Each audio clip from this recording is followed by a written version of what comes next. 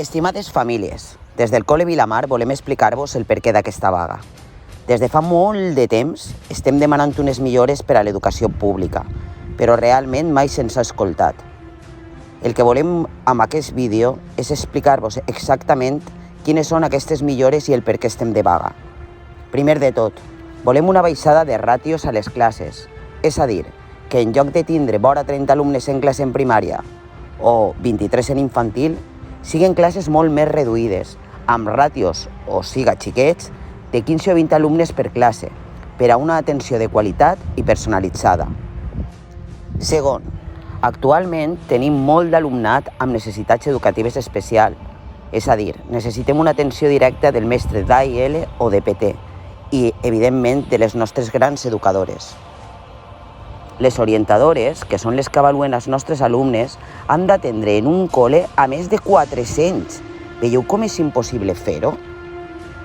Quart, quan alguna companya es posa de baixa, la mateixa no la cobreixen fins que passa un mes o més.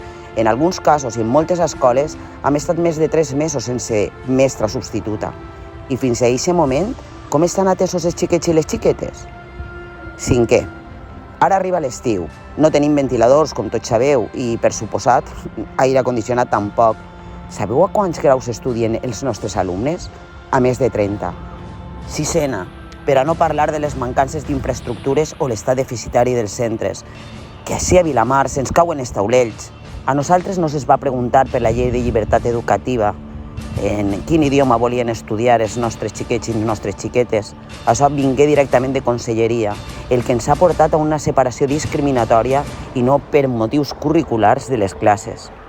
Vuitena, la burocràcia que tenim és clara, duplicats de papers, procediments interminables, canvi de normatives que deriven en més feina administrativa, informes que no pertoca que facin els mestres, per no parlar dels equips directius que van ofegats. Novena, demanem també una pujada de sou. Tenim el salari congelat des de 2010, havent una pèrdua del poder adquisitiu de quasi 500 euros.